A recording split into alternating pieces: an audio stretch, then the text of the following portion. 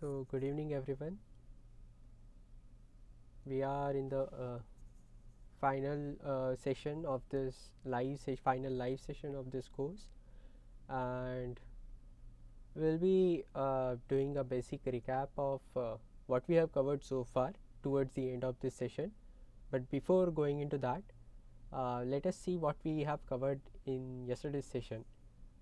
So sorry, yesterday we looked into cluster analysis, and in that we saw different types of clustering, specifically k-means and k-medians and k-medoid clustering, wherein we saw certain pros and cons of k-means clustering, and then how that could be resolved by k-median clustering, and then what were the problems with k-means and k-medians, uh, which were resolved by k-medoids for certain specific problems. And then we moved on to introduction of hierarchical clustering, and we saw two types of hierarchical clustering, though, that are divisive clustering and agglomerative clustering. So we'll look into an example. I'll just go over the example given by Professor Ramesh in his slides, and then we'll talk about classification and regression trees.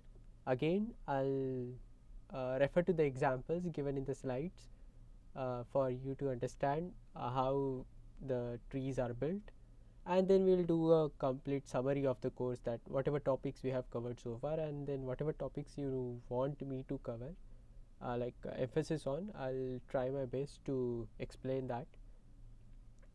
So let us begin. Let me just give you an overview of hierarchical clustering once again.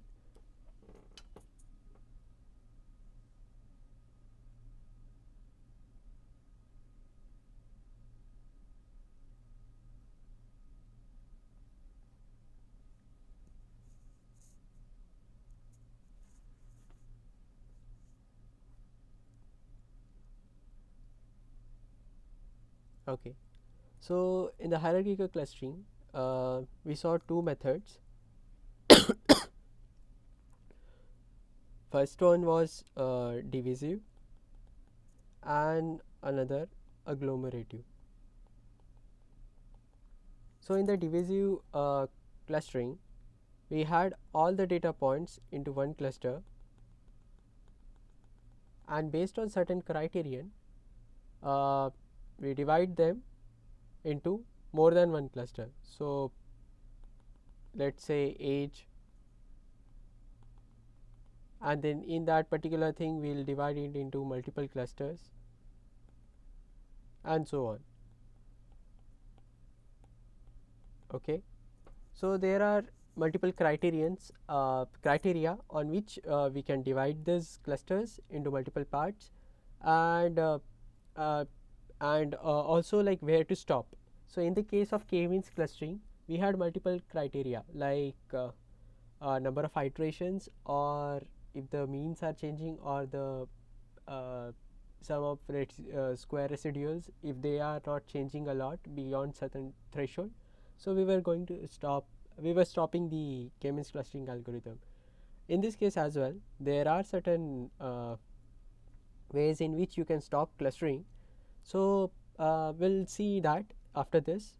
Coming to agglomerative clustering, so in the case of divisive clustering, you had all the data points into one cluster, and then you were dividing them at every level, and as you were going from top to bottom, it is also called as top down approach, or top down clustering. In the case of agglomerative clustering, you have all the data points, and you consider these data points as separate clusters initially, and then using certain distance metric you combine them. So let's say these two are combined and this three are combined. It need not be adjacent ones that are getting combined all the time, and let's say these three are combined and these two are combined at this level, first level. Then after that, in the second level, these two might be getting combined together, these two might be getting combined together, and so on. Okay, so this is the bottom up approach, and this divisive clustering is the top down approach. Now, how, what are the criteria on which, on the basis of which we can stop clustering, like further clustering or further dividing or further combining, merging, anything. So there are three ways I think professor has discussed in his lectures. One was minimum linkage or maximum linkage. Please correct me if the terminologies are different in discussed in the class. I'm not very sure about the terms he has used, but I think it is there in the questions that I have. So leave away the terminology. So let's say you have certain data points in clusters.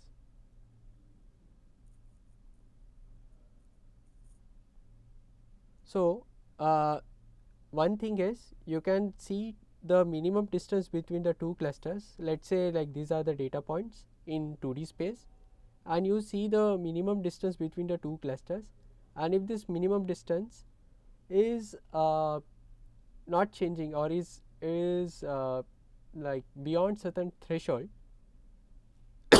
sorry, is less than certain threshold or greater than certain threshold, so for using that threshold you can decide whether to stop the clustering or not.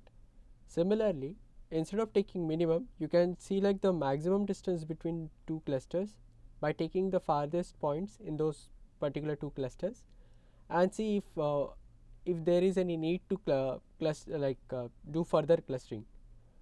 And similarly, in the case of average linkage, I think that's the name is given. So you kind of take the average of all the distances between all the points, pair of points, and then find the distance between the two clusters. And if the distance is well enough, you stop clustering and move on. So these were the terms like stopping criteria that were discussed in the class. There are multiple other ways in which you can do that, and uh, now we'll see some example that was discussed by a professor in his lectures. So let me share the slide.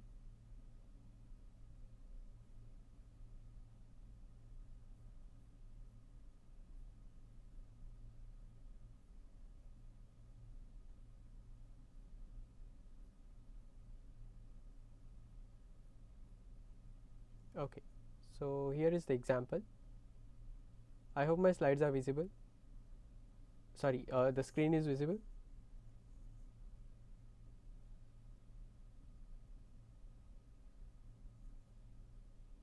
Okay, so here is the data that is given to us. We have 7 objects, and each object is having certain x coordinate and y coordinate, means value corresponding to attribute variable 1 and value corresponding to attribute variable 2. Okay, so let us consider these as x and y attributes, and we are plotting them as a scatter plot over here, like variable 1 on x axis and variable 2 on y axis. So you can see clearly that there are two clusters. If you go by k means, having two clusters, then 1 4 5 might be getting clustered in one cluster sorry, and these are the rest of the things will be getting clustered into another cluster. But now we have to do it in a hierarchical fashion, and we are going to do agglomerative clustering over here. So initially in the agglomerative clustering, all the data points are considered separately, with separate clusters. Now we'll have to merge them based on certain criterion, and that criterion over here is the distance between the points. So what is happening over here, let us consider this point 1. So first of all, you will find the distance of the point with respect to all the other points, like distance of 1 with respect to 2, with respect to 3, 4, 5, and so on. 1 is having certain xy coordinates, and y is having 2 is having certain xy coordinate over here. You are trying to find out the Euclidean distance between 1 and 2, point 1 and 2. Similarly, you will find Euclidean distance between 1 and 4, 1 and 5, 1 and 3, 1 and 7, 1 and 6, and so on. And once you have all these distances computed, okay, let me go, yeah, so here is the distance matrix. So we have this distance of, so distance of point with respect to itself will always be 0. Now what we are doing over here, we are computing distance of 1 with respect to 2, with respect to 3, and so on, and 2 with respect to 3, 4, 5, 6, and so on, and so forth. Out of all these distances, which one do you think is the minimum? It's these, I hope, right? So 1 and 4. So 1 and 4 is the shortest distance among all the pairwise distance computed in this particular distance matrix. So we will merge these two clusters, like 2 points which are actually clusters initially, separate clusters. So we will merge these two clusters into one. So we are forming a cluster 1 4 over here. Now considering this as a separate cluster, we will repeat this process, like we'll find the distance of this cluster with respect to 5, 3, 2, 6, 7. So how do we do that? Like, since there are 2 points in this cluster, so what we do over here is we take both the points and find their distance with respect to the other point, and then take the minimum of those distances. So distance of 1, so there are 1 and 4, these 2 points are there in this particular cluster. So we take 1 4 and find the distance of 1 with respect to 2, 4 with respect to 2. So 1 with respect to 2, 4 with respect to 2, and take the minimum of these two distances. So it's taking this thing as one entire cluster. You are trying to find the distance of 2 with respect to 4 and with respect to 1, and then whichever is minimum, that is the final distance that you are considering for this particular cluster with respect to point 2. Similarly, you will find the distance of 3 with respect to 4 and 1, and whichever is minimum, that will be the distance of the cluster with respect to that particular point, and so on for all the points. So now once you have these distances calculated, so you can see over here 1 4 is considered as a cluster. Now you have one distance of 1 4 with 2, 3, 4, 5, 6, and then the remaining is as it is, like what we had computed earlier. So distance of 2 with respect to 3, 6, 5, 6, 7, and so on. So now in this you can see which one is the minimum. So here you can see 1 1 is the minimum, which is the distance between 2 and 3. So hence you club them together. Now you have 1 4 as a cluster, 3 2 as a cluster. Okay. So now similarly you compute the distance of 3 2, this particular cluster, with other clusters 1 4, 5, 7, and 6. Now this cluster is having 2 points and this cluster is also having 2 points. So how do we compute the distance of this? So again same criterion, but instead of computing the distance of only 1 point with respect to both the points in this, you will compute the distance of 2 with respect to 1 4 and distance of 3 with respect to 1 4, and whichever is minimum you will assign that as a distance of this cluster with respect to this cluster. Okay. So you will repeat this process everywhere, and then you will get distance of 2 3 as a cluster with respect to the other clusters, and then you select the minimum from them out of this distances, and then you will club them again. So here you can see 1 4 and 5 are having the minimum distance, so you will club 1 4 with 5. So 1 4 and 5 are clubbed together, and you will repeat this process and so on so forth until the time you get the desired number of clusters at the end, right? So is this particular concept clear, like how the clustering is happening over here in the case of hierarchical clustering or agglomerative clustering? Is it clear? Yes, no? How does the the process accounts for the number of clusters that are supposed to be formed? It's the same criterion that is used in the case of k-means clustering, wherein you have to find like the differences, like different number of patterns in the data. So as we discussed in the very beginning of clustering, that you wanted to, like the example that I gave for the sizes of clothes. So depending on the demand, you will cluster the data into those many clusters. Let's say like if there are multiple variations in the sizes and people are demanding like XS, S, M, L and XL, so you will be having 5 clusters. But if there are only demand, if there is only demand of 3 sizes, let's say S, M and L, so you will be having only 3 clusters and so on. So in this case also you will be having different data uh, points, and then you will cluster. If you can use the same example, this variable one and two, Uh-huh. and like the algorithm you just explained that minimum distances are, and we are clustering based on that. Okay, let But it. somewhere we also have to insert na, that this many number of clusters have been created, so further clustering will not be done, Yes. and the new points will be, Yes. taken into account in the already existing cluster. Yes. So how does that happen? Okay, let me show you with this example, particular example.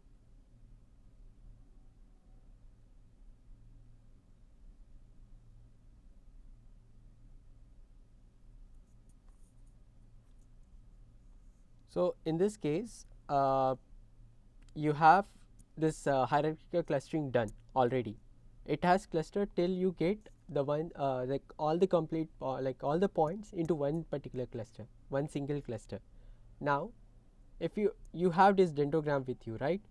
Now if you want to have two clusters, you can simply divide it into uh, at a particular level to get two clusters over here, like this particular cluster and this particular cluster. And if you want to have more number of clusters, you can further divide this at different level. Let's say I want to divide it uh, at this level, so I'll get one more cluster, two more clusters over here, and the maximum number of clusters I can get is the total number of data points. But it depends on the problem at hand. I don't have a very good example in my mind right now, but yes, the thing is like if you want to have a specific number of clusters, first of all you can do one thing. You can do the complete hierarchical clustering to get one single cluster at the end, and then after that you can backtrace and then see at what level you can break the uh, clusters.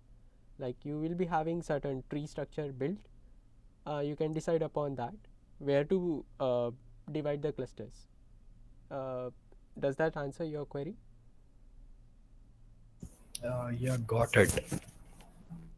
Okay, yeah, but definitely I'll have to look into the particular example, because I myself have not used hierarchical clustering as such, but what I have used is there is an algorithm called, there are two algorithms actually. One is UPGMA and engine neighbor joining, and it has some big full form. So these two algorithms are actually used for building phylogenetic tree. Phylogenetic trees are actually the sort of like family tree that you build for species. So in that you will be having so let me show it to you on uh, Google. Let me stop this share.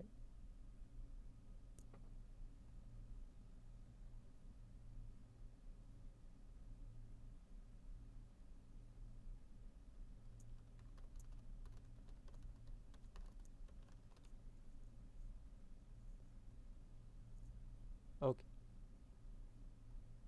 so you can see over here. Okay, let me show something here. So say you have DNA samples of multiple species with you, and you compute a distance matrix for those sequences. So those sequences might be random sequences taken from multiple species. So at the end, using this UPGMA and neighbor joining algorithm, either of them, or there are multiple algorithms to create this tree structures or dendrograms. So you can create all these tree like structures, and then in that you can see there are certain species that are getting clustered which belong to certain class. For example, over here there is a kingdom bacteria, kingdom archaea, and kingdom eukaryota. So all these species belonging to this particular cluster are uh, termed bacteria, because they share some similar characteristics.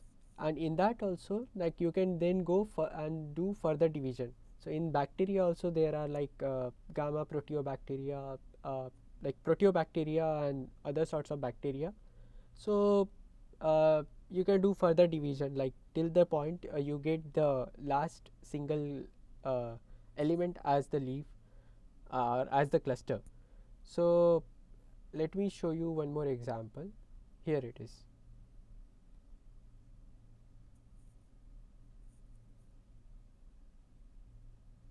Okay, yeah, this one is the good. So you can see over here all these three, these are all the leaf nodes, by the way. So if you see, these three are belonging to class amphibians, and all these are reptiles. And amphibian and reptiles and mammals all combined, so this reptiles and mammals combined are called amniota, and so on. So it depends on the level at which you want to see. So the bottommost level will be every single entity as a separate cluster, and then you keep combining them and having certain notion associated or certain nomenclature associated with that particular cluster. So this is one example of hierarchical clustering that happens using UPGMA or neighbor joining algorithm. But there are multiple ways in which you can do hierarchical clustering.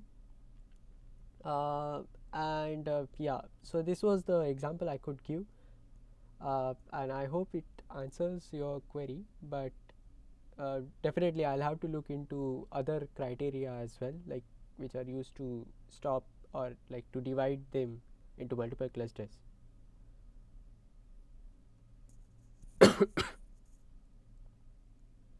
Okay, so this was about hierarchical clustering, and let us now go to decision trees. So let me give you a brief overview of decision trees. What these are.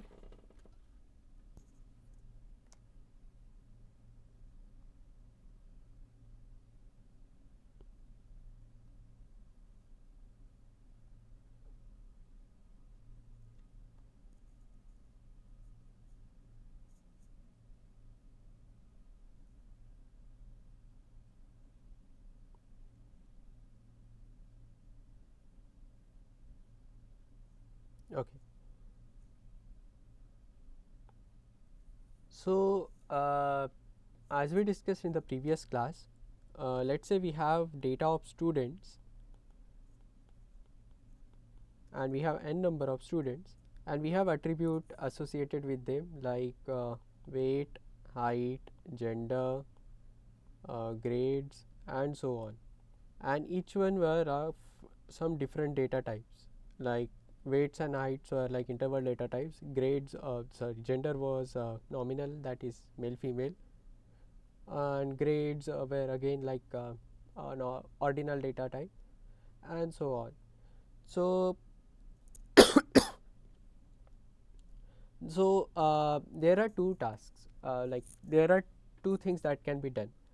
First thing is to classify them into multiple categories, like if you want to, based on this data set, let's say grade is the target data set, and these are like the independent variables that you have into consideration, and this is the dependent variable, which is not a very good example actually. Grade should not depend on the height, weight, and all.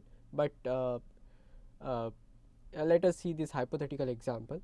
So uh, you have to decide based on weight, height, and gender, what will be the final grade of the student.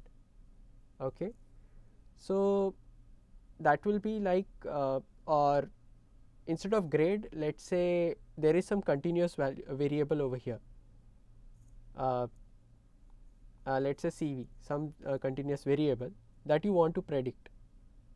So you will first see the weight value. If it is lying in certain range, you will go on further to decide to check the height value, and then if a height is lying in certain range, you go on to the gender, male, female, and if gender is so and so, you will predict certain value. Uh, Instead of the student example, you can consider the weather example as well. So let's say the temperature is so on so, wind speed is something like, you have attributes like temperature, wind speed, and other attributes like humidity and other things. So based on this, you will have to predict whether it is going to rain, or how much is it going to rain or not. Like uh, one thing that you can do is to predict the amount of rain that is going to happen or occur. This was about regression, like you are trying to regress. As we saw in the linear regression case, we were trying to fit in a line given independent variable x and the dependent variable y. We were trying to fit in a line, and for unknown value you were trying to predict the value of y. Okay, similarly in this case, given this independent variables and the dependent variables, you are trying to fit a tree on the data and predict something about the dependent variable. So this decision tree, which is used for predicting something given the independent variables, is called regression tree. And if you want to do classification, let's say uh, if the student scores so and so in different subjects, S1, S2, S3, S4, these are the subjects. So based on which you will decide what will be the grade of the student. So it will be grade A, grade B, C, D, and so on. So you will classify them into one of these categories. So the decision tree that is used to classify uh, the given entity based on the attributes into one of the available categories is called classification tree. And there are certain trees in which you classify as well as do regression. So these are known as classification and regression trees, also known as CART, CART. So this was a basic basic overview of classification and regression trees. But now the major concern is, how do you build that tree? Like if I have, let's say, different attributes A1, A2, A3, and so on, these are all independent, and you have this dependent variable or say target. So how to decide which one is going to be at the root node, like which attribute is going to be at the root node and which one is going to be the next, and so on. And also like how many such nodes are going to be at every level. So these are all the hyperparameters that you need to decide upon, like which one to split on at each level, and how many nodes how many nodes you want to split that particular attribute into. So that is also one thing that you need to decide upon. And there are certain criterion based on which you can make these decisions, and we'll discuss these things shortly. So any query in the topics covered so far in today's session?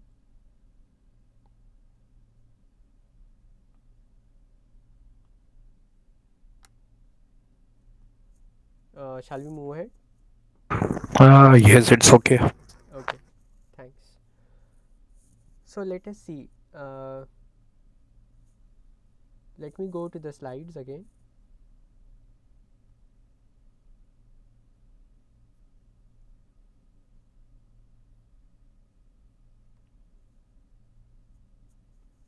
So there is this particular lecture on measures of attribute selection. So this is basically on like which one to select as the splitting attribute, like, or the deciding attribute at each level. So first of all, I want to ask, like, is everyone aware of this tree data structure? Do I need to go into the details of it? So just to give you an overview, tree is a data structure. Okay, let me just show it over here.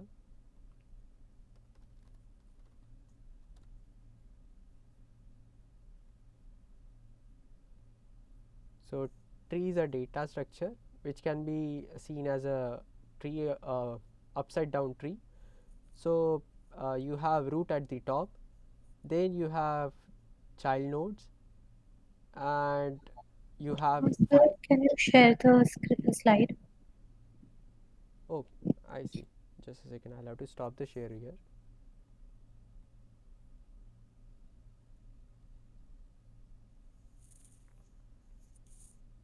Okay, so this is the tree data structure, and you can see root at the top, and for each like every node that you see, like these things are called node over here, and the line joining these nodes are called edges. So the node that is at the top of the tree is called as root node, and for each node there will be some child nodes, and for each child node there will be some parent node. So parent node and child node, these are the two concepts, like terminologies associated. Then this is the root node. All these are the internal nodes of the trees, and the nodes at the end, at the terminal, are called leaf nodes.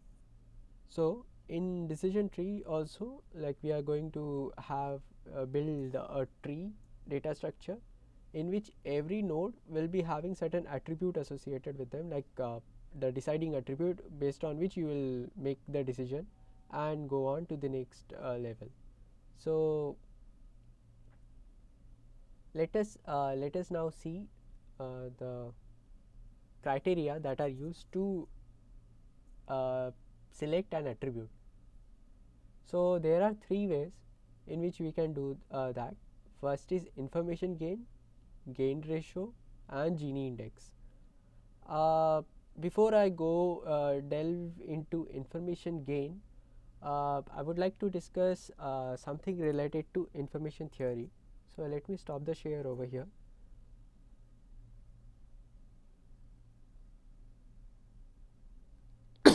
Sorry.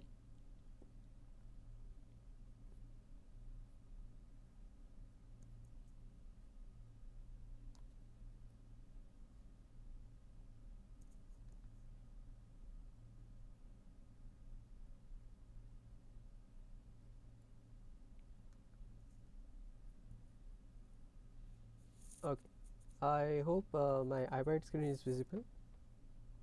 So there is a field of study called information theory. Is there anyone who is aware of this or has studied something relating to information theory? Okay, never mind. So, like, the term that we are going to see in this session is uh, surprise. Surprise is the term actually. It's not a surprise. So, let's say we have events E1, E2, E3, and En, and each event is having certain probability associated with them. P1, P2, P3 and Pn. Now let's say these are like point 1, point 2. Let's say I'm having 4 events, E1, E2, E3 and E4. Event 1 is having point 1 probability, point 2, point 3 and point 4, and all this is getting summed to 1.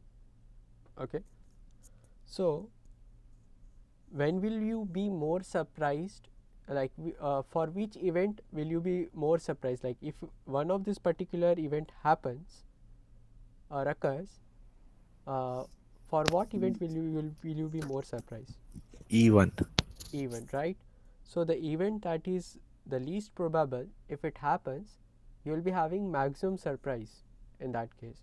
So the surprise, the level of surprise you are having is inversely proportional to the probability of the event. Okay, so we can also see it as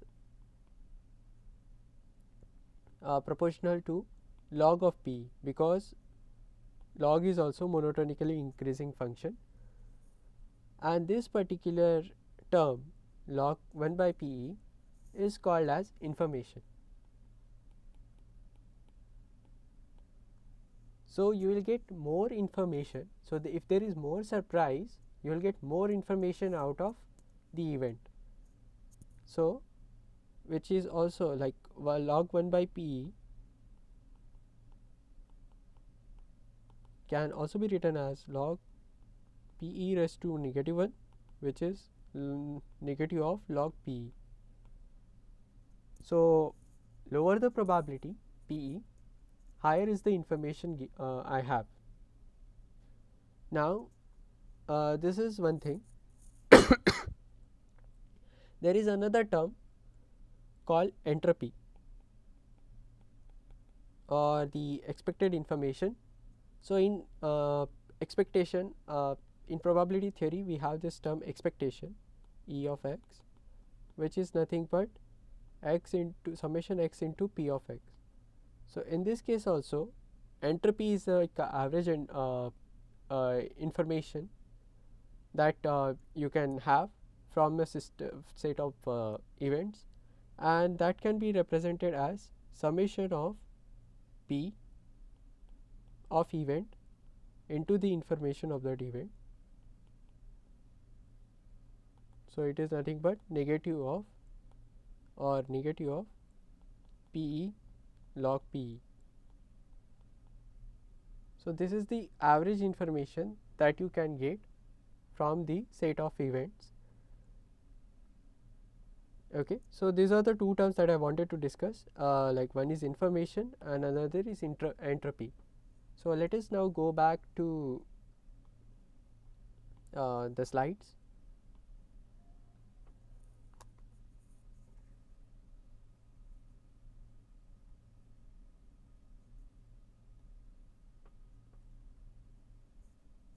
So let us first see the measure. So coming back to decision trees, we wanted to decide which attribute to select for at every level. So first one is the root level. At root level, which information attribute you are going to select. So this is an example that was given in the slides. So you have age, income, students, crediting rate as independent variable, and buys computer. If that particular person is going to buy a computer or not, that was the dependent variable. So the first thing is to compute the overall information in this table depending on the dependent variable.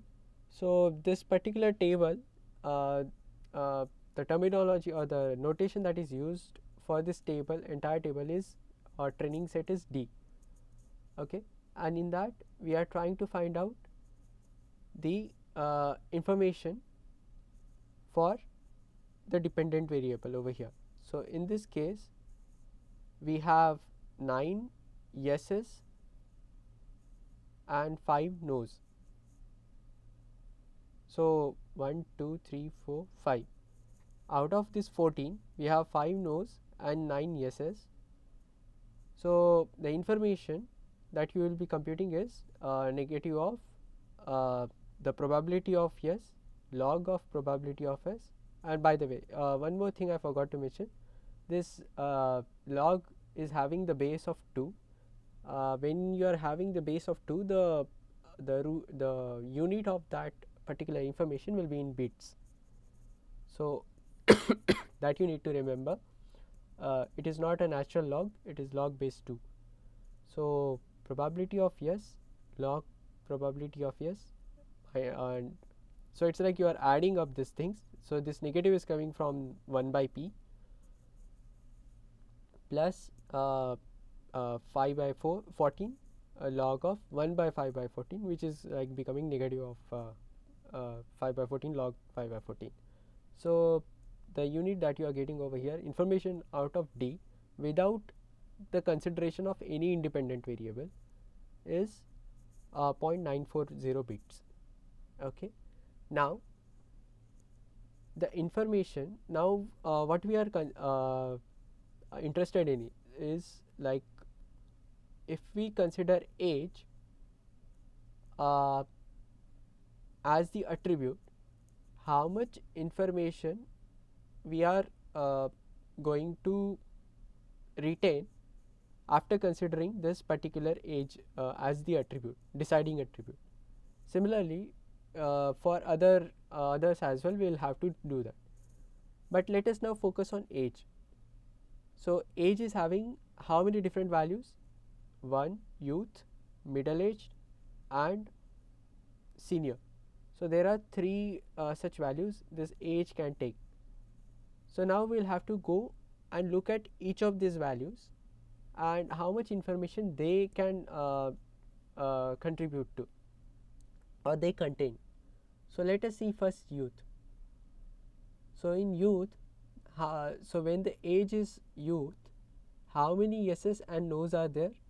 So for yes, for when the age is youth, there are 2 yes and 3 nos. It's given over here. So yes, when the youth is yes, sorry, when the age is youth, so Bayes computer yes is 2 and Bayes computer no is 3. Okay, so the entropy of this particular youth will be negative of 2 by 5 log 2 by 5 negative of 3 by 5 log 3 by 5. Okay, so this was for youth. Similarly, you will compute the entropy for middle age. So when the age is middle age, how many yeses are there in the dependent variable? 4.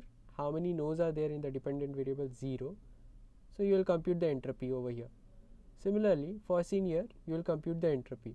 So you have entropy for youth, entropy for middle age, entropy for senior. So the total information that you have will be the weighted sum of all these entropies that you have computed. So how many youths are there in this?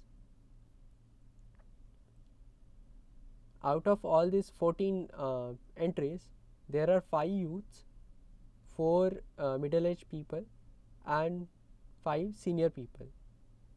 So the average weighted average will be 5 by 14 into the entropy for youth plus 4 by 14 into entropy for middle age plus 5 by 14 into entropy for senior. So you will be getting this information, this much information from the attribute age. Okay, so the gain of the information gain of age is computed as the information that you have with respect to D without considering anything, and the information or the weighted entropy that you are having with respect to age, like after considering age as the attribute. So you will be computing the gain in this way, information of D minus information of age, and you will be having certain value over here. Similarly, like this was computed for age. Now you will do it for income, student, credit rating. So income is having different values, high, medium, low. Student is having no, yes. Credit rating is having fair, excellent. Yeah, that's it. So for each of these attribute, you will like for each of these attribute, you will be having certain values, and for each value, you will be computing entropy, and then taking a weighted average of it, and that will be your gain for like information for that particular attribute, and you will subtract it from the total information to get the gain of that particular attribute. So in this case, gain of age is information of D minus information of D considering age as the attribute. Similarly, here you have income. Income has three values, high, medium, low. For high, how many yes are there in the final column, how many no's are there in the final column. Based on that, you will compute the entropy. For medium, you will compute the entropy. For low, you will compute the entropy, and then you will compute the complete information considering income as the attribute, and then you will subtract it from the info, total info, and then we will get the gain for income. Similarly, you will repeat this process for students and credit rating, and you will get a gain for student and gain for credit rating. So once you have these gain values, whatever attribute is giving you maximum information gain, that attribute will be the deciding attribute at the root level. Okay, so is this particular concept clear, like how we are doing that attribute selection?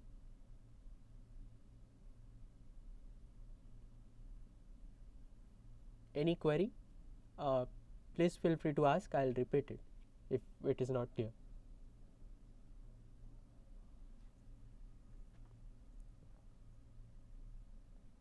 Yes, no, any answer? It's clear. I think we can carry on. What about others? Yeah, thanks for confirming. Okay. Yeah. So you have this age as the deciding factor. So yeah, age was taken, and age will be having three different values: youth, middle age, and senior. Now you have another like the shortened, or what you say, like cut down table for only for youth, uh, uh, people having age as youth, and then people having age as middle age, and people having age as senior. So you will be having three different entries over here, and sorry. So now the task is, considering this as the information, you will have to decide which one to divide.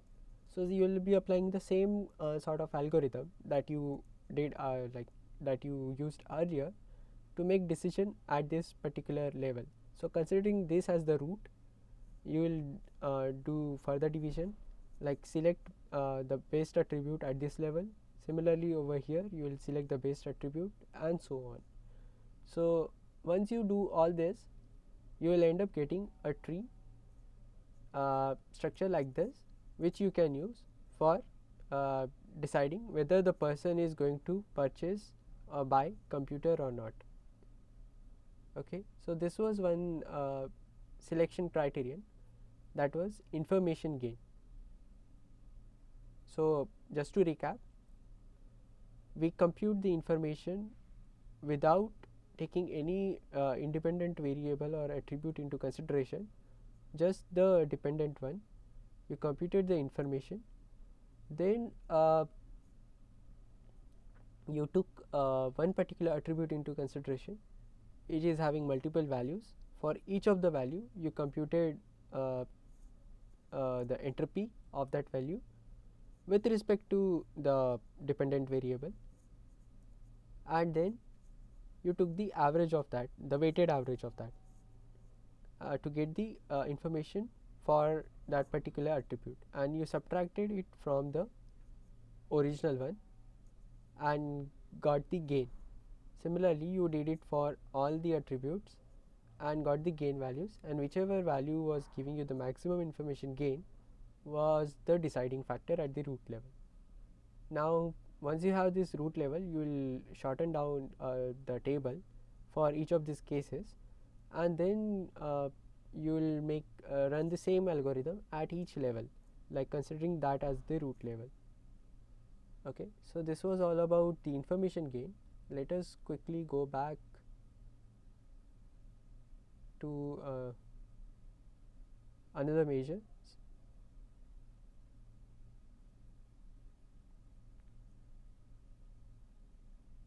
So one was information gain, second was gain ratio, and third was Gini index. So we'll now see information the gain ratio part of it. So why do we need gain ratio? So gain in certain cases it may happen that if let's say certain attribute is having all the it's not having multiple values. Let's say uh, as example given over here, if like a data set is containing two different if an attribute is containing two different values, and one of the values is getting all the data points and another value is not getting it, for example youth, middle age, let's say age was having two values, youth and middle age. So youth is getting all the yeses, but middle age is getting 0. So in that case the information gain will be uh,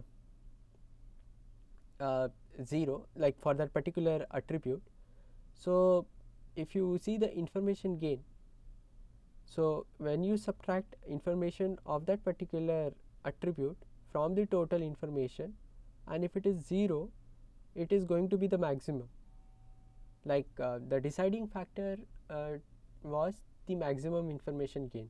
So for this particular attribute, if the information of that attribute is 0, so the information gain will be the maximum, because information gain is nothing but information of D, which is the table, minus information of D given the attribute, and if this is 0, it is going to be information of D, and we don't want this to happen, because other attributes might also be having certain information associated with them, and they might they may end up getting the less value over here, like less information gain, which is not expected.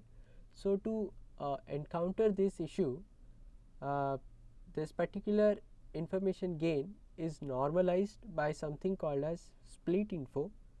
So this particular information over here, gain of A, is divided by split info, and that split info is actually calculated by taking the proportion of each of the values, let's say youth, senior and middle age, into consideration.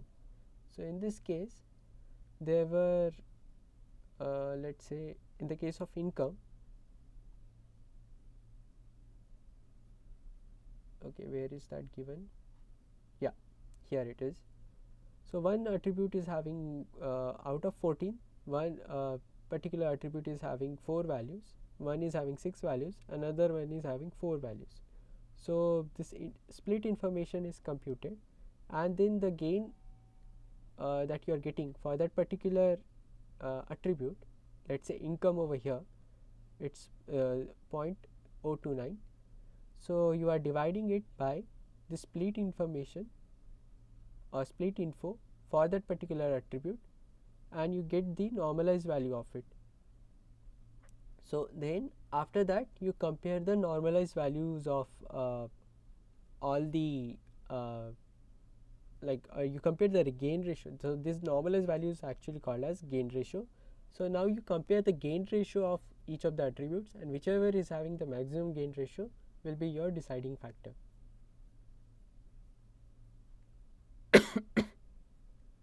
Okay, so this was about gain ratio.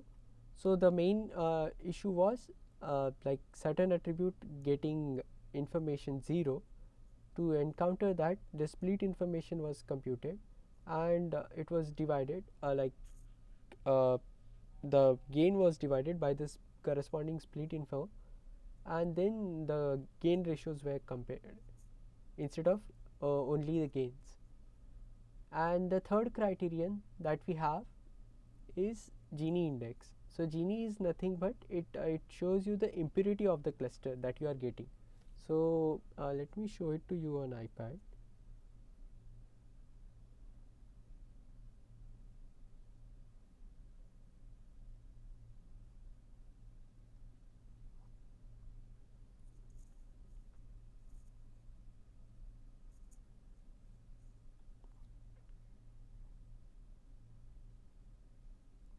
So let's say you have a tree,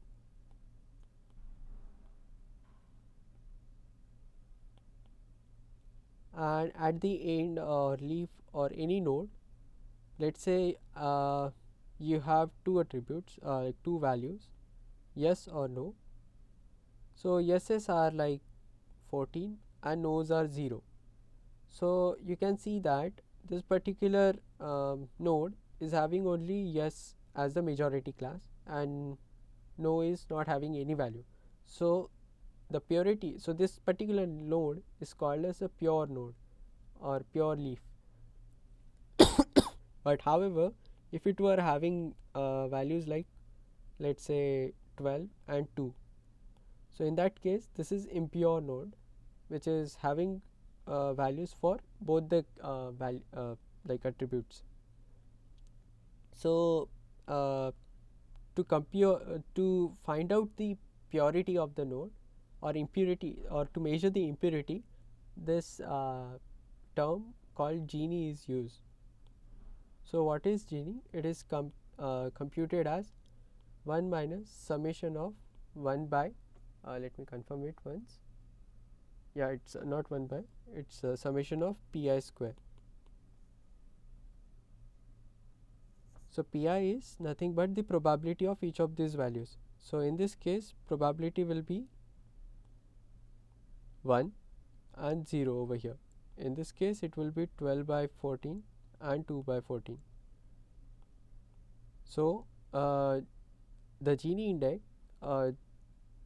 Gini value for this particular thing will be 1 minus 1 square minus 0 square, which is 0, that is impurity is 0, and for this particular thing it will be 1 minus 12 by 14 square minus 2 by 14 square, which will be some positive value.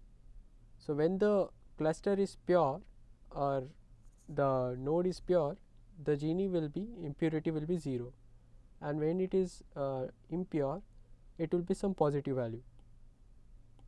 Okay, so let me just go back to iPad, sorry, screen, laptop.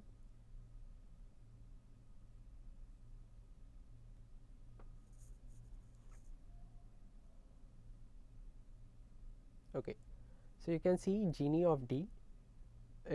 So here Gini of D, by taking only these dependent variable into consideration, so you have 9 yeses and 5 no's. So it will be 1 minus 9 by 14 square minus 5 by 14 square, which is be some value, positive value over here. Now you consider a particular attribute, let's say age.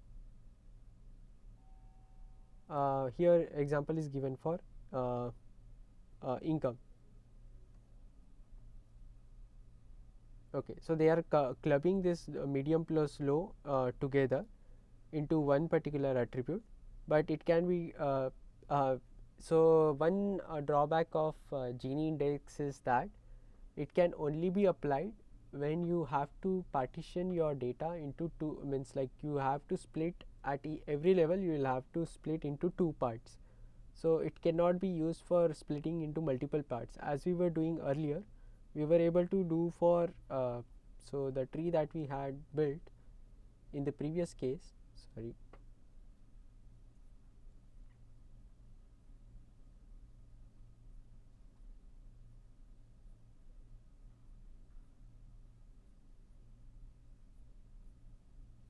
yeah, so you can see that it was having 3 child nodes, the root node, youth, middle age, senior. But in the case of Gini index, there is some limitation. I won't be able to explain it to you in detail, but you can keep it in mind that when you are using Gini index as the measure to decide upon the attribute to be selected or for the attribute selection, in that case you are bound to have two child nodes at every level. So I think for that but specific purpose only, professor has combined this middle and low as one particular attribute value. Sorry.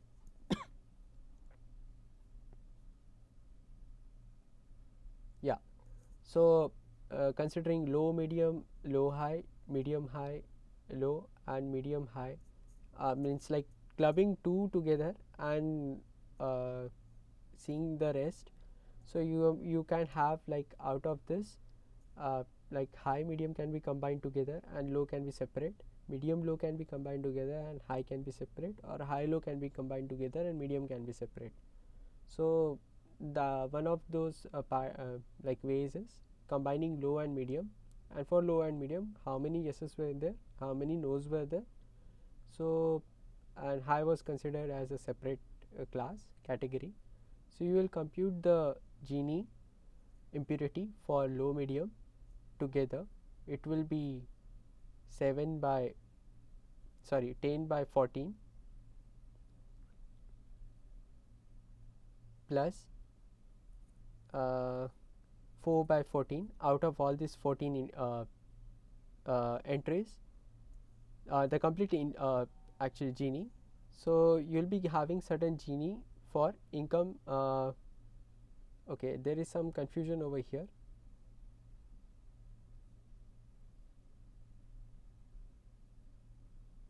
I see. So it's like Gini is computed over. It's a weighted Gini actually, not so Gini for D1. So it is for Gini of low plus medium. It will be 1 minus 7 by 10 square plus minus 3 by 10 square. So that is added over here. And Gini for high will be 1 minus 2 by 4 square and minus 2 by 4 square. So that is added over here, and this is the weighted sum of it. So this total are 10, and for high it is 4. So it is 10 by 14 into Gini of income low medium plus 4 by 14 into Gini of high.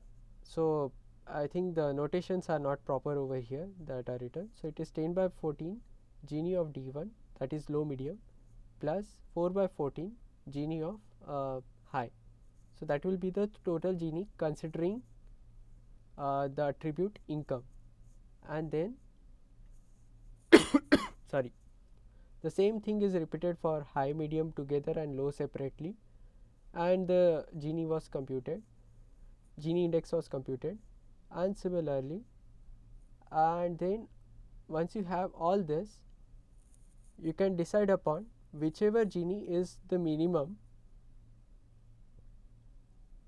that will be your deciding factor. So whichever Gini index is the minimum Gini minimum value, that will be the deciding factor. So medium, low as one and high as separate is giving you the minimum Gini index. So that will be your deciding factor. Is it clear? Sorry for the confusion. Actually, there was this notational issue that was there over here, but it is also similar to the information gain that you had. In this case as well, they are taking the weighted average of the Ginis or the Gini impurities, and then considering that as the final Gini for that particular set of attributes. So is it clear, everyone?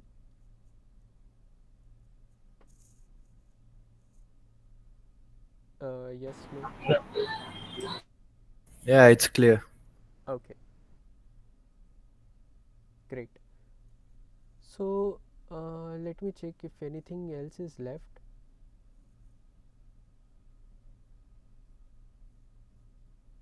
Okay, I think we have discussed this measure of attribute selection, and let us now go on to Python and see the example discussed over there.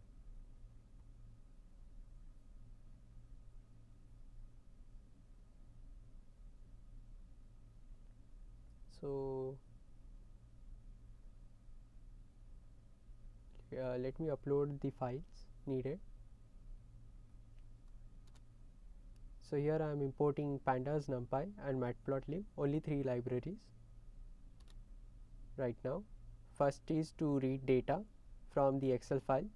This is the data that is given: age, income, student credit rating, and this is the dependent variable that we have, Bice computer. But you can see that all these are like categorical in nature, like youth, middle age. So to convert this categorical values into numerical value, we use this library sklearn, and in that particular case in that particular library we have this sklearn.preprocessing.label encoder module that can be used to convert these values into some label. Say, so if it is no and yes, it can be 0 and 1. If it is youth, middle age and senior, it can be 0, 1, 2 or 1, 2, 3 and so on. So it will internally assign them certain labels.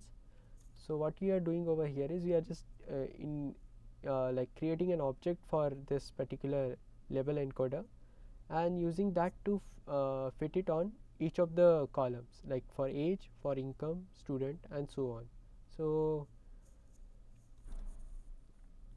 what you are trying to do over here is you have this data.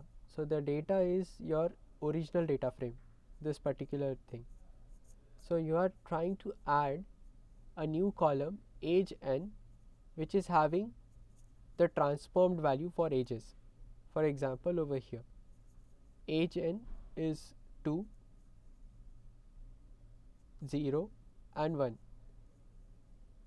Here youth was assigned certain number, middle age was assigned certain number and senior was assigned certain number. Similarly for other attributes as well, certain numbers were assigned to because we will have to deal with the values and not the text string over here.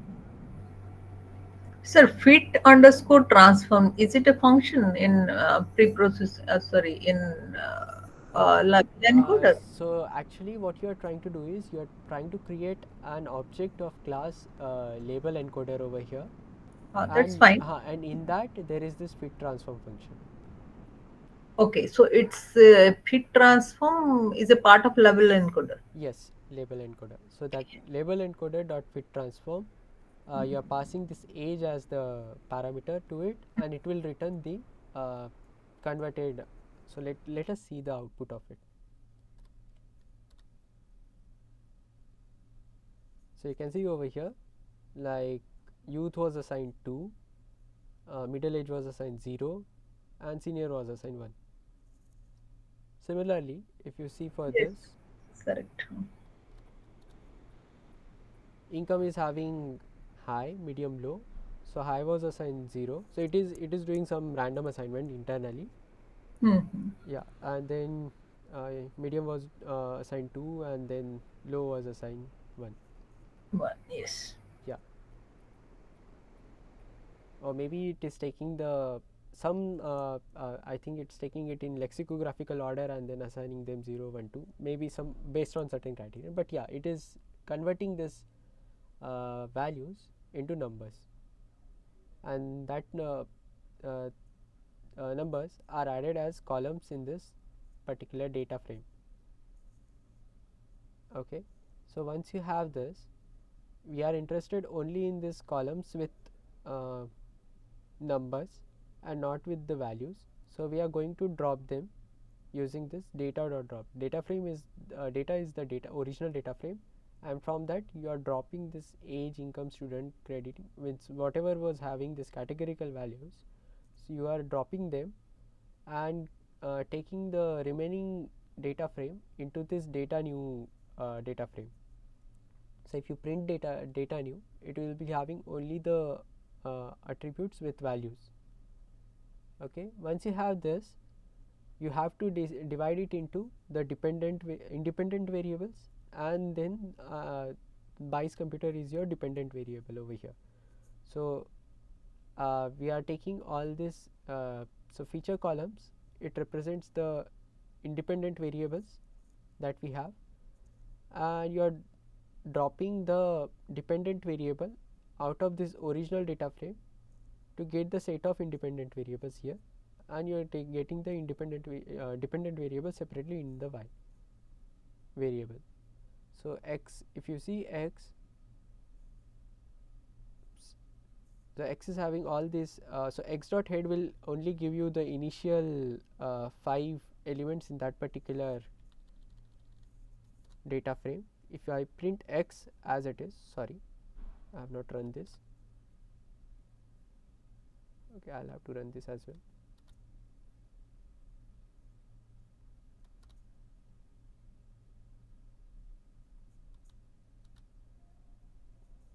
If I print x, it will give me all the 14 values, and if I just do x dot head, it will give me initial say 5 value, default value, and you will have to pass on the value. Like if you want to print 6 values, initial 6 value, you will have to pass on x, like the parameters over here into this head function, so it will return the initial 6 values of the data frame. We discussed this in the very first class, and I'll move ahead. So similarly for y, we have the dependent variable values over here, and then once we have this data, the independent variables and the dependent variables, we will use this sklearn. Sklearn is a library in Python. We have also used this for k-means clustering, and in this case we are using sklearn.tree to get this decision tree classifier function, which will be used for building decision trees. So I'm importing from sklearn.tree, we are importing decision tree classifier. Please remember all these things, like specifically decision tree classifier, because you might be getting questions on which function or module is used to build decision trees in Python. So yeah, there might be questions like this, so you'll have to remember certain things in from examination point of view. But otherwise, if you are coding it in for real world data or something like that, you may not remember every single thing. You can always go and check out online forums wherein you will find answers to all these things. So yeah, from examination point of view, you'll have to remember certain things, but when you are coding it, you need not. So I'm using this decision tree classifier and fitting like input, giving x and y as input to it, and it has built internally a decision tree. So to visualize that, we are using this code over here. I won't be able to explain every single thing in this because it contains a lot of explanation, like I'll have to explain string IO and other things. So let us take this as black box. You have this built like trained decision tree based on the independent variables and the dependent variable values, and you are trying to visualize them. So here you can see age is considered as the root node or the attribute at the root node, and it is having certain Gini value, Gini index. Okay, and why this threshold as 0.5? So age was having the value 0, 2 and 1. So as we discussed earlier, like the issue with Gini index is that it can only, like at every level you can only divide it into 2 parts. So even if we were having this 3 values for age, it was dividing it into 0 and 1, 2 combined or something like that. So hence the threshold that you are seeing over here is 0.5. So it must be 0 on one side and 1 and 2 on the other side. So if it is less than 0.5, you are going in to going on to other level, and if it is not the case, you are moving to the other part of the tree. and so on. And at each level you will be further dividing till the point you get Gini index as 0. So the moment you get Gini as 0, it means that one particular class is having all the attributes and the other class is having 0 values. Sorry, I'm using this words attributes and values.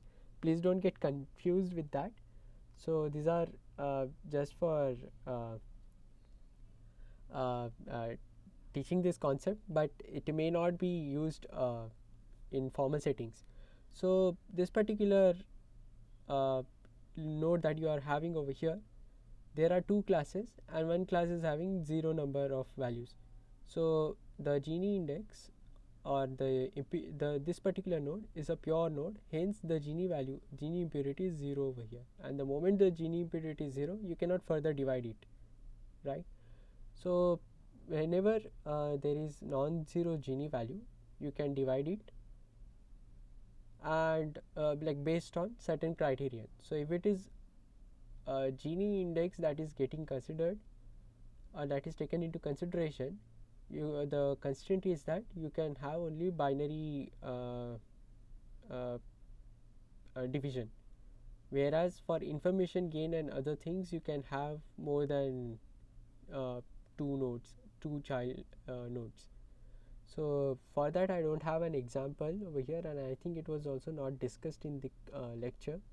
So you might expect questions on this particular part, like building classification decision tree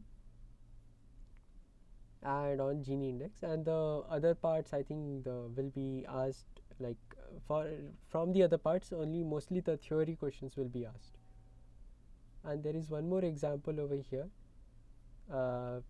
So you can ignore this for the time being because this data.csv file was not available from the course. I manually created it just to check this code if it was working fine or not. So I'll upload that data.csv file into the drive folder, the shared drive folder.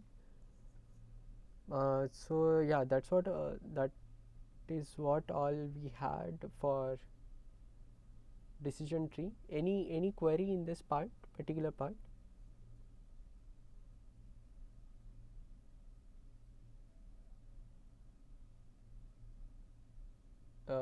Anyone having any query? Please let me know. I'll repeat it.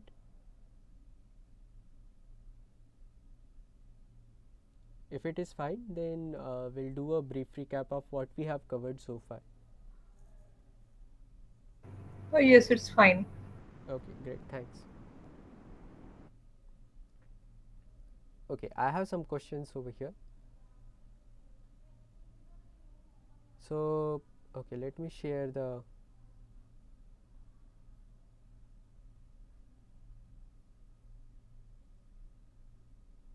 so yeah, it's single linkage and complete linkage that was used. So we discussed this in the very beginning of this session. So single linkage and complete linkage are defined as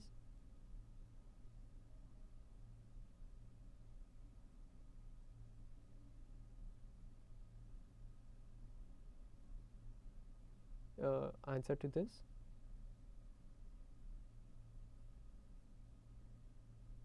Yeah, minimum and maximum distances.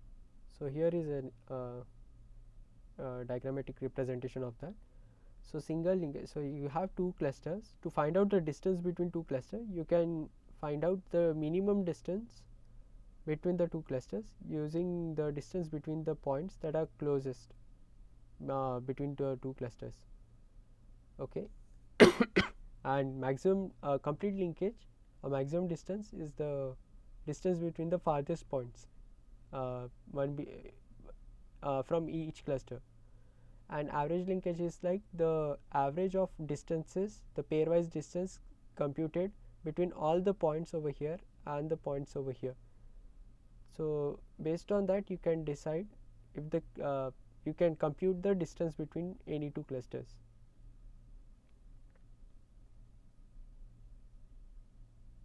Okay. So which of the following statements is true regarding classification?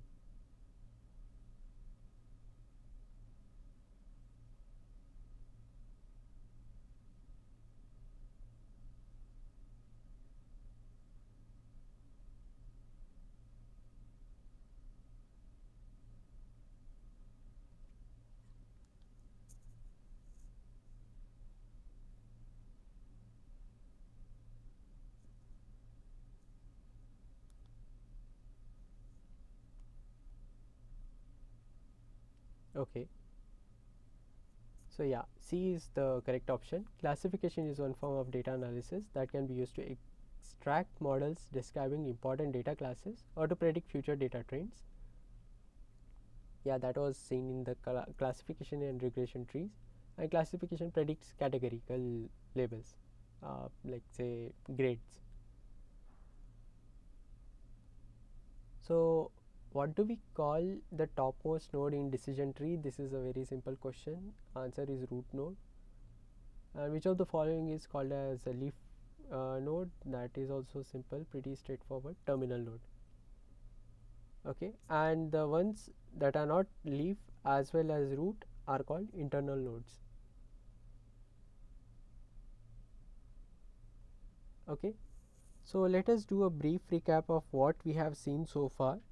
So in the beginning we saw different levels of data that are nominal, ordinal, interval, ratio.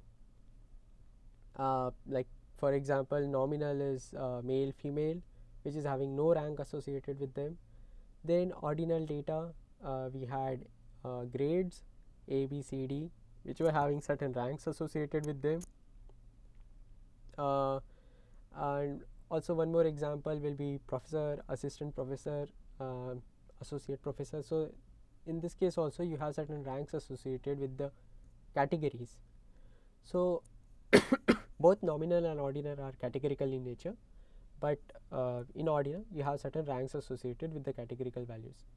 Then in the case of interval data, you had these numerical values associated, like integers and so on, and you could perform the operations like addition, subtraction on top of them. But in the case of ratio data, along with the numerical values, you were having a true zero value in that case, and hence the ratio between any two values, in the case of ratio data, it makes sense. For example, temperature in Kelvin, which is having a absolute zero value. So if you take a ratio of two Kelvin values, like 250 Kelvin and 100 Kelvin, so if that ratio will make sense because it is having a true zero value. But in the case of degree Celsius and degree Fahrenheit, there is not a true zero value, like true zero value in the sense that is having some physical significance.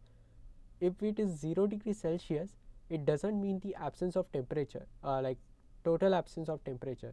It's only at 0 Kelvin or negative 273. I'm not very sure exactly what value it is, but degree Celsius, certain negative value of it, at which there will be no thermal energy present. So that is some physical quantity, which is like, so the unit, that particular unit is not having absolute zero, whereas Kelvin was having absolute zero, and hence the ratios were making certain sense. Okay. Sorry. So then we moved on to variables and measurements, like different types of variables and different types of measurements. We went into data analytics. I won't go into the details of it. These were like some theoretical concepts associated or terminologies associated with data analytics. Then we moved on to types of variable. In that there were two types, categorical and numerical.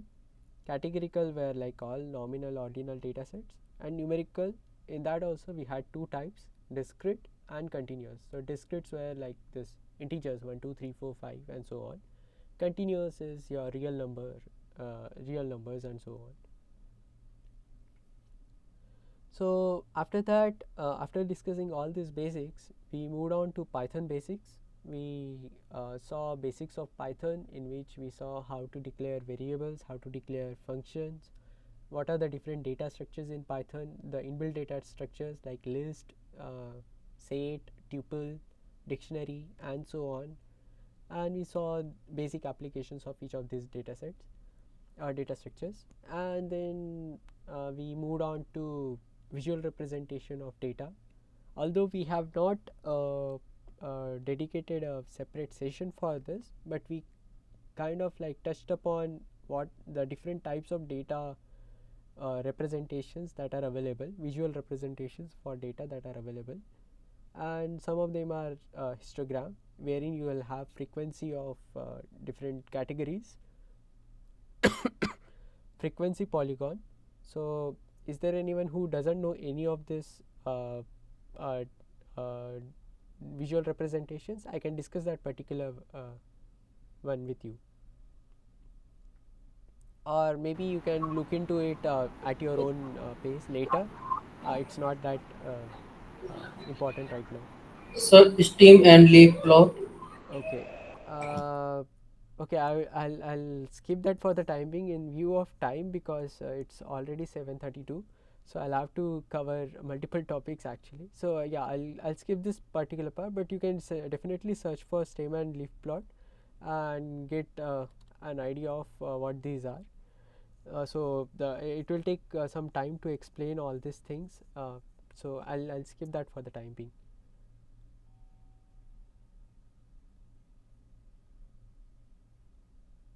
Because somebody had a query in t-test, and like basically hypothesis test in that t-test, z-test, and ANOVA. Somebody asked yesterday, so I would like to focus more on that particular topic. So I'll skip these basic things for the time being. So after that, we went into measure of central tendency, and in that we saw means, median, mode, and percentile. And then we saw different measures of dispersion in that range, interquartile range, variance, skewness, and so on. After this, we went into the basics of probability. In that we saw multiple probability concepts, including experiment, events, sample space. Then for each event you are having certain subset or set. There are certain operations that can be performed on the sets, which include unions, intersection, and then there were certain properties of the event, like mutually exclusive events in which like the intersection is 0, and mutually exhaustive events in which the union is the sample space, and so on. And then independent events were having certain notions associated with them, like for the independent events, P of A intersection B was P of A into P of B. We discussed it in detail in the second or the third session. So yeah, please look into that. And then we moved on to Bayes rule and other probability related concepts. And then we saw random variable, which is actually a misnomer. It's not it can be treated as a function which maps the events to some numerical value. For example, let's say you are doing an experiment of tossing coins 2 times, heads, head tails. So you will be getting output as heads, head tails, tail heads, and tail tails. So if you define random variable as the number of heads you are getting in the output, so for HH it will be 2, for TH and HT it will be 1, and for TT it will be 0. So you are mapping these outputs to certain numerical value, and that's what this random variable is doing. So it is actually acting as a function which is taking the input, taking the event output as input and giving certain numerical value as the output. And based on this random variable, we saw different types of distributions. So certain random variables will follow certain sort of distribution, and if the nature of the random variable is discrete, so the nature of the distribution will also be discrete.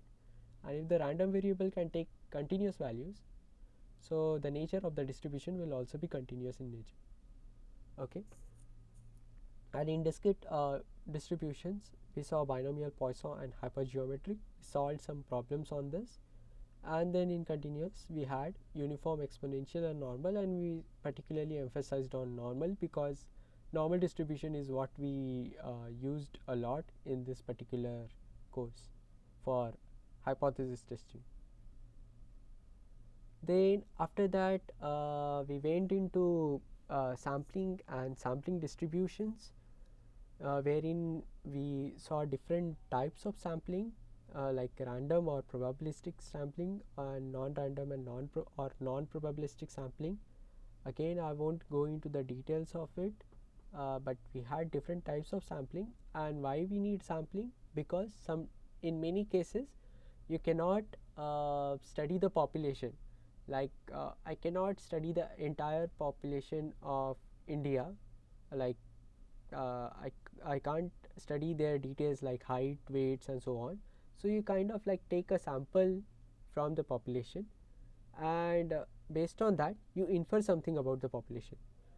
So coming to that, we had two types of statistics: descriptive and inferential statistic. Descriptive will be like computing the measures of central tendency or measures of dispersion for a given set of data. So that describes the data, like the mean of this particular data is so and so, and that will be like the descriptive statistic. And inferential statistics will be taking a sample from a population and inferring something about the population parameter, let's say mean and the median, or the standard deviation of the population, if that particular population is assumed to have certain distribution. So we want to take a sample from the population and infer something about the population. So for that we were doing sampling, and there were different ways of doing sampling. And then we moved on to distribution of sample mean, proportion, and variance. So what was the conclusion over here? If you take multiple samples from a population and compute their means or proportion, and if you create a distribution of this sample means, like multiple samples were taken, and for each sample you are computing a mean value, and if you plot the distribution of this mean, as you increase the sample size or the number of samples, you will end up getting a normal distribution. And we saw an animation also in one of the sessions, like how either increasing the sample size or increasing the number of samples will lead to a better normal distribution, which will be having the mean closer to the population mean. Similarly, for proportion, the distribution will be normal distribution, and in the case of variance, what was the distribution? Does anyone remember? A quick question. What was the distribution of sample variances?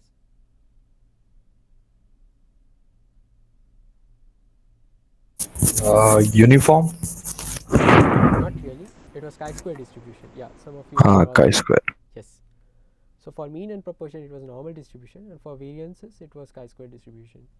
And then we moved on to point estimate and confidence interval. So point estimate is something you are estimating exactly about a population parameter. So let's say mean is say 10 based on the data that you have, but it may not always be true, like because your sample that you are taking may be having certain bias. So in that case it is good to have certain confidence interval based on the sample data that you have, that will give you more a window to make errors. Okay, so after seeing this, we moved on to hypothesis testing, and the very basic thing that we saw, which is the basic or the foundation of hypothesis testing, is to identify the null hypothesis and the alternate hypothesis. So that is the most important part, and it is not always that easy or clear to decide the null or the alternate hypothesis. In certain cases, deciding the alternate hypothesis might be easier than deciding the null hypothesis. So it depends on the problem at hand. But yeah, in this particular course, we mostly dealt with hypothesis testing having distributions that are having certain parameters, so parametric hypothesis testing. But there can be cases in which you will be needed to do non-parametric testings. So yeah, we won't discuss that in detail over here, but yeah, for your information, what we have discussed in this course are all parametric testing, but there are non-parametric testing methods like permutation tests, so please look into that later. So first thing was to develop null and alternate hypothesis, and then we saw different types of errors. Like in type 1 error, when your null hypothesis was true, it was getting rejected, that was type 1 error, and when your alternate null hypothesis was false and it was getting accepted, that was type 2 error, and so on. So these were the types of errors that we saw, and then after that we had certain hypothesis tests on estimating the or having the population mean equal to certain, or estimating the population mean. For example, let me go now to iPad.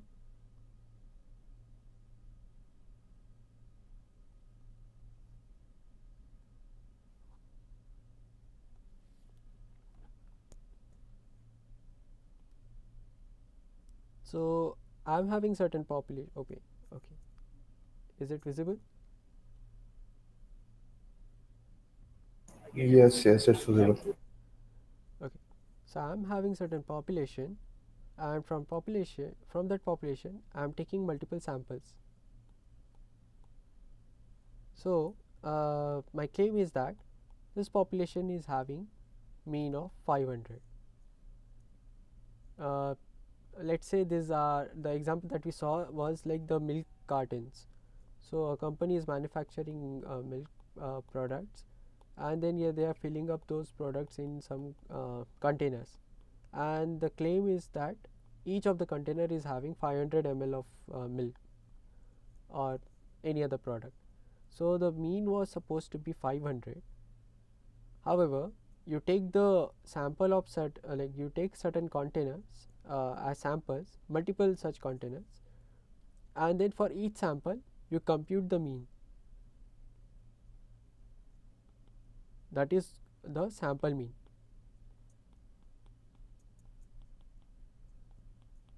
So you do it on over multiple samples. So it depends on two factors. One is the sample size. If the sample size is high, so the distribution of this sample means will be having a normal distribution. Okay, and the mean value of this distribution will be closer to the actual mean of the population. So if this mean is not very close to the population mean, or in the other way, if this hypothesis is true, null hypothesis, so the null hypothesis in this case is mean is 500, and alternate hypothesis is mean is not equal to 500. So if the null hypothesis is true, the distribution of sample means will be a normal distribution, and if you end up getting a sample, let's say I'm having a certain sample,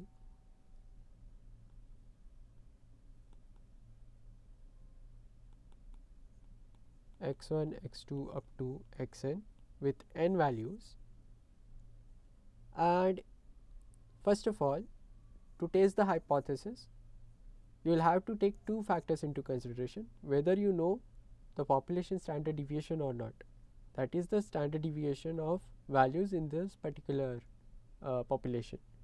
So if that is known, and if the sample size, so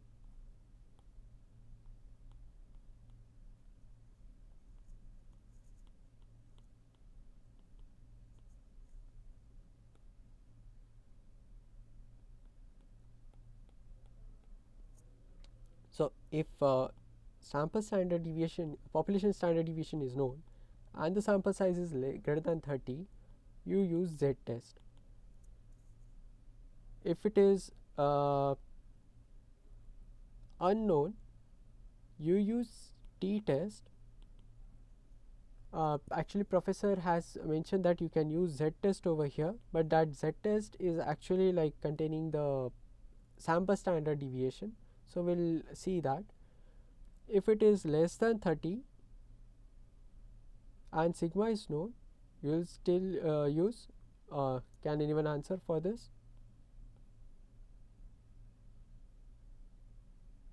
T-test? Yes. So whenever the sample size is less than 30, you will use t-test. Only in this case you are going to use z-test, and this z-test is actually t-test with sample standard deviation taken into account. So yeah, so once you have this, let's say population standard deviation is known, so you will compute z value. So this z is defined as x bar minus mu by sigma by root n. So this is my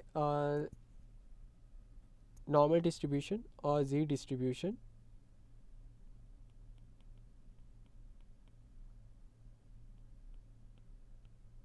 which is having mean as 0 and standard deviation 1.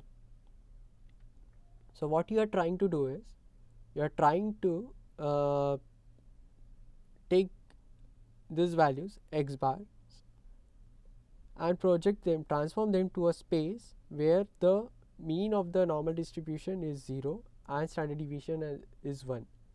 Why we are doing so? Because we have this information with us, like the area under the curve for a certain value of z is known to us.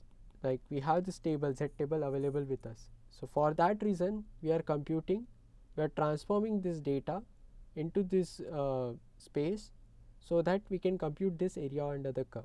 That will be easier for us. You don't have to do any integral as such, like, okay. So the task is, given the sample mean and the population standard deviation, you can compute this z value, and then based on this nature of the test, like, so if the null hypothesis is mu not equal to 500, you will end up doing 2-tail test. If it is like this, you will be doing upper tail test, and if it is like this, you will be doing lower tail test. So you will be given certain value of alpha, that is level of significance, let's say 0.05. In the upper tail, in the 2-tail test, this alpha is concentrated on both the tails, that is 0.25 and 0.25. So you will be having certain z alpha by 2 over here, and once you have this z value computed, if it lies after this z alpha by 2, you will end up rejecting your null hypothesis. Why? Because you are having certain you are getting an example which is very rare compared to the significance level that you have. So this significance level alpha is also a probability, which is nothing but this area under the curve. So if you are getting certain sample which is having the z score which is having the area under the curve smaller compared to the the area under the curve for alpha, so in that case the event is rarer and it actually contradicts your null hypothesis. So why this distribution was normal? Because the null hypothesis, the assumption was null hypothesis is true, and null hypothesis is true and you are getting an event which is very rare. So in that case you are having evidence to reject your null hypothesis. So this is the critical value approach that we have used. So wherein you are comparing the z value with the z alpha or z alpha by 2 value. Whereas if you want to compare the area under the curve, you can do that and this area under the curve is known as p value. So this area under the curve, if it is less than alpha by 2 for 2 TEL tests, you will reject the null hypothesis, else you will fail to reject the null hypothesis. Similarly for t test as well, instead of using the population standard deviation, you will use the sample standard deviation in this case, which is denoted by S. So the property of t, like the parameters used in t distribution are the degrees of freedom. So degrees of freedom here will be n minus 1 for the case it depends on the test that you are considering, or the information about the population standard deviation. So we'll look into that as well. So in this case you will be having certain degrees of freedom associated with the t distribution sorry, based on the sample size. So you will be able to compute the area under the curve and or find the corresponding t value for the given data.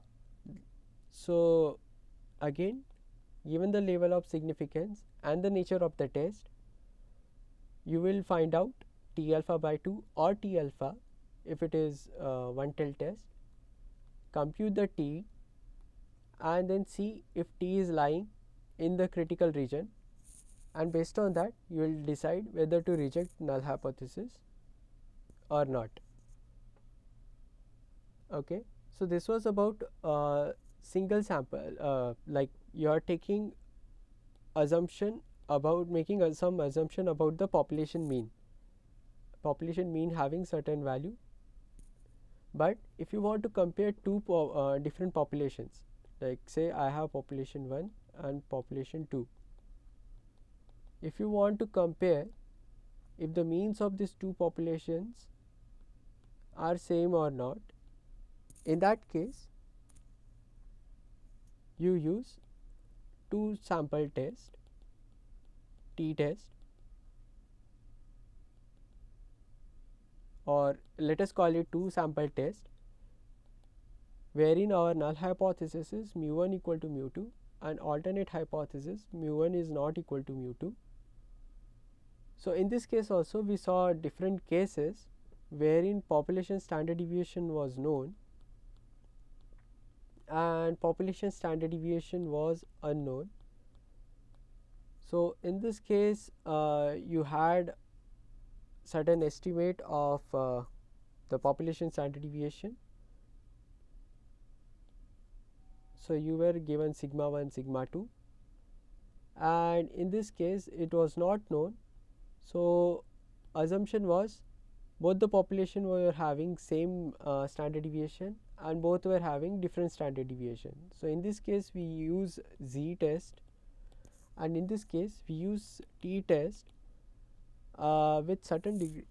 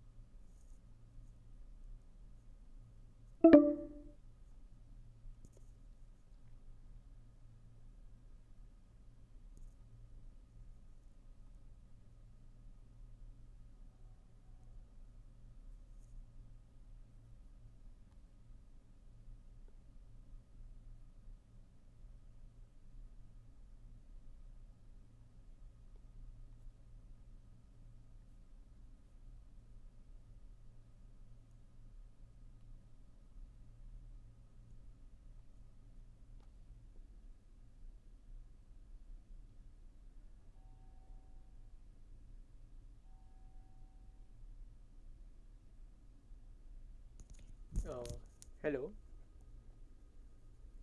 It looks like I got disconnected. I'm trying to connect back, so please be there on call.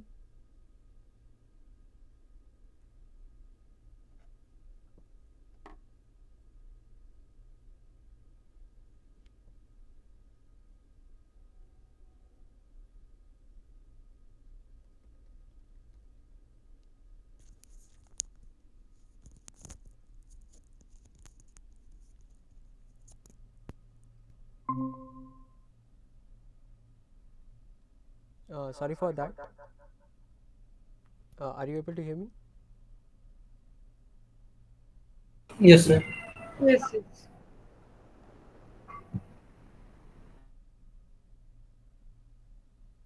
Okay, great. So yeah, I'll wrap it up quickly. It's almost the time.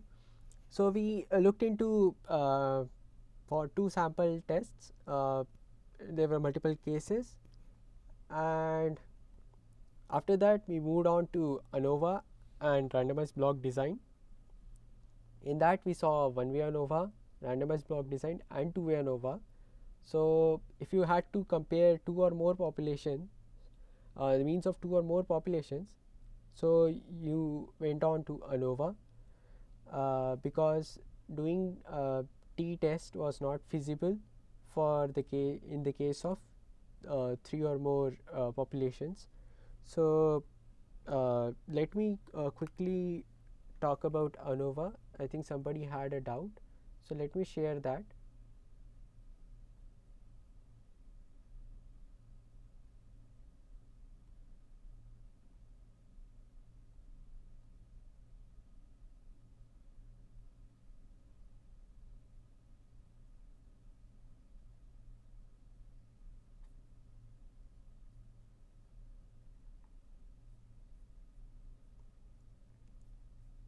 Okay, so in the case of ANOVA, you had 3 groups, and the groups were supposed to be homogeneous, like independent. The values were independent over here in each of the groups. So the task was to see if the groups are different or not. Null hypothesis was the population from which these samples were taken are having the same mean, that is mu1 equal to mu2 equal to mu3, and the alternate hypothesis was mu1 not equal to mu2 not equal to mu3. Okay, so to test that we use ANOVA, and in the case of ANOVA, the main thing that you are computing over here is first of all the group means. These are x1 bar, x2 bar, x3 bar. Then the overall mean, that is x bar bar. Then the next step is to compute the sum of squares, uh, the total sum of squares, that is 4 minus the total mean square plus 3 minus total mean square plus 2 minus x bar bar square plus and so on from all the data points. Then you compute the group level means. So this is like 3 minus, so 3 is the mean of this particular group minus the overall mean, and how many data points are there in this particular group? 3. So that's why this multiplication with 3 is coming up over here. Similarly, for this group it will be 3 into 2, the mean of this group 4 minus overall mean square plus 3 into mean of this group, that is 2 minus overall mean square. So this will give you the group level means like error or the treatment level error.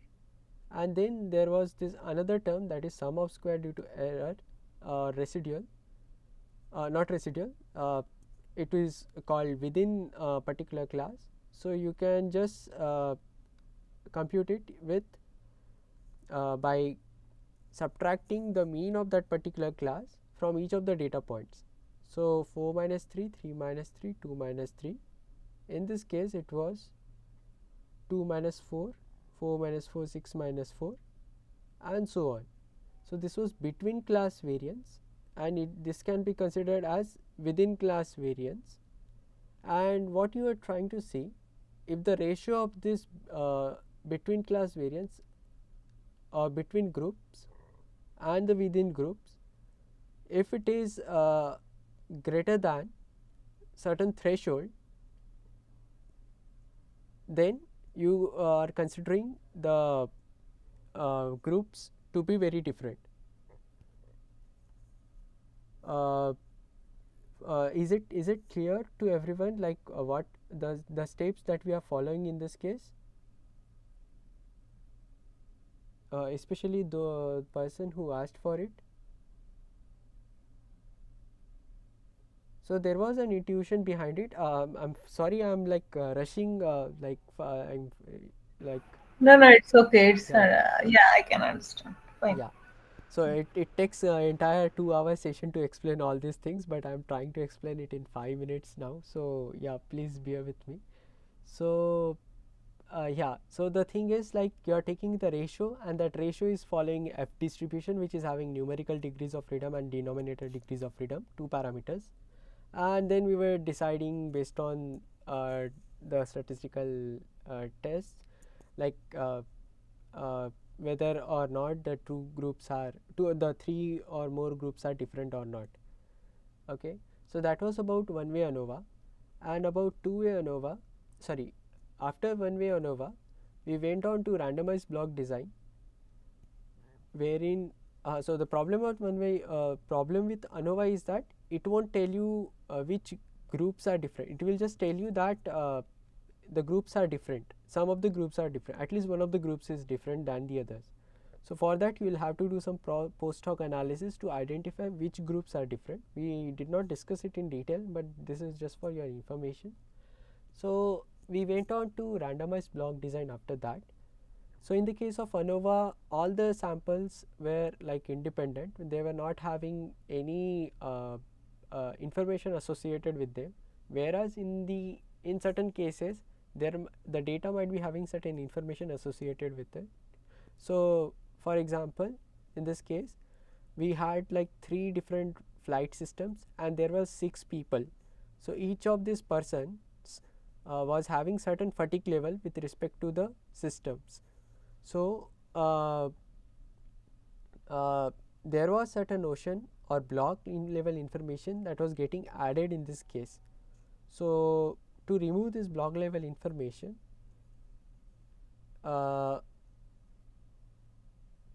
we were computing the block level means, and then doing certain processing to compute the SSE value. So in this SSE value, you will see that SSE is computed by subtracting SSTR as well as the block level variance. So after removal of this block level variance, this value of SSE will increase, and as the value of SSE was increasing, the ratio SSTR by SSE, sum of squares due to treatment divided by sum of square due to error, was increasing, and hence you are getting a better estimate of this F, which was a deciding factor to reject the null hypothesis. So yeah, there was an intuition behind it. Since we are removing this block level information, SSE was reducing, and as SSE was reducing, this value of F was increasing. So there were like more chances of rejecting the null hypothesis. So that was one major thing that we discussed in the randomized block design part. And in one-way ANOVA as well as randomized block design, you are having only one independent variable, that is in this case it was systems. So when you have two independent variable, in that case you use two-way ANOVA. So similarly, as randomized block design, in the case of two-way ANOVA, we were having two factors, factor A and factor B. So you were subtracting. So I'll quickly go to the SSE formula that we had.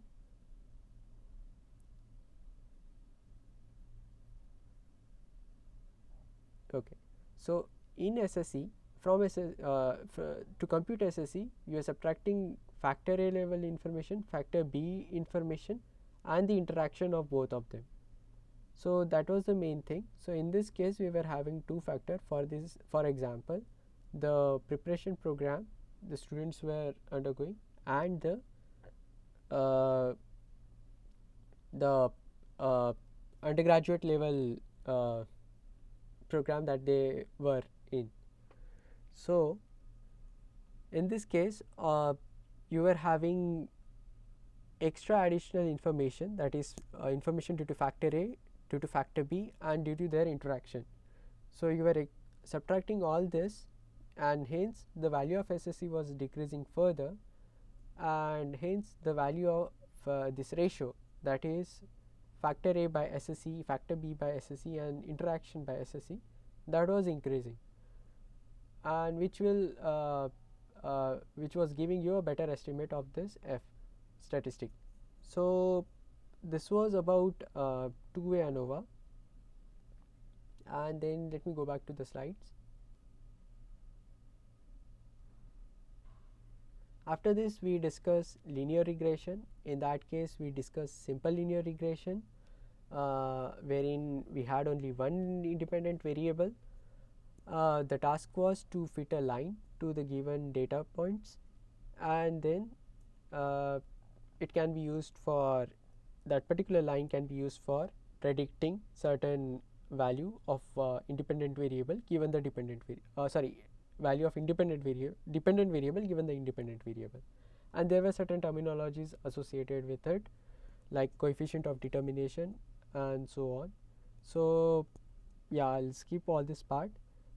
Then we went on to multiple regression, wherein we had multiple independent variables and we were trying to estimate the parameters or the coefficients of these independent variables. And then we moved on to maximum likelihood estimation, which was used to estimate the parameters of any sort of distribution, including the linear regression line. That was a generic formula, and we saw like in which cases you might use linear regression and in which case you will have to use maximum likelihood estimation. So there were certain assumptions of linear regression model or regression model. If those are made, then in that case using least square, ordinary least square might be the correct choice, because it is very easy to understand or interpretable. But in the case those assumptions were not made, so maximum likelihood estimation is the general way to estimate parameters of any distribution, be it normal, Poisson, line, or any other distribution. Then we moved on to logistic regression, and then compared logistic regression and linear regression. After that, we moved on to confusion metrics, which was again as a part of logistic regression application. We were seeing like changing threshold was giving rise to different values of true positives, true negatives, false positives, false negatives. So that can be represented as a confusion matrix, but for different values of thresholds you will be having hundreds of confusion metrics.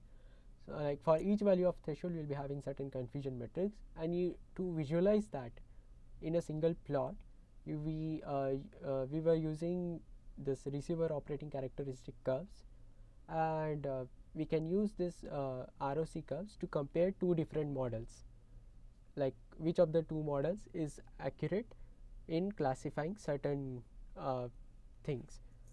Then we moved on to analysis of logistic regression using this ROC curve, and then after that we saw chi-square test. In that we saw chi-square goodness of fit test and chi-square independent test.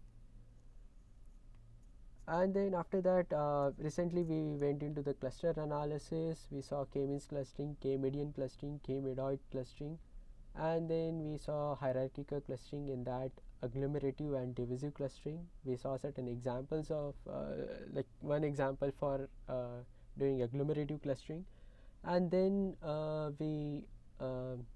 in today's session we looked into decision trees. In that specifically the classification tree part of it, there is I could not discuss the regression part of it, but I'll definitely put some links in the description on YouTube, so that you can refer to this. So there is a channel called StatQuest, wherein the person has discussed decision trees in great details. So definitely look into that. That's a very good explanation, by the way. So yeah, I'll share the link with you in the group like in the video description on YouTube. I'll try to upload this session's recording by tonight. So yeah, that's all about today, and I hope all these sessions were pretty helpful to you, and Oh, certainly, definitely. apologies for any mistakes I would have made. I was trying to rush into all these topics. It was very difficult to like compress everything into like just 15 minutes Yeah. or half an hour. So apologies if I made any mistakes. No, no, no, not at all. You have given a very comprehensive overview of everything. You covered at least everything.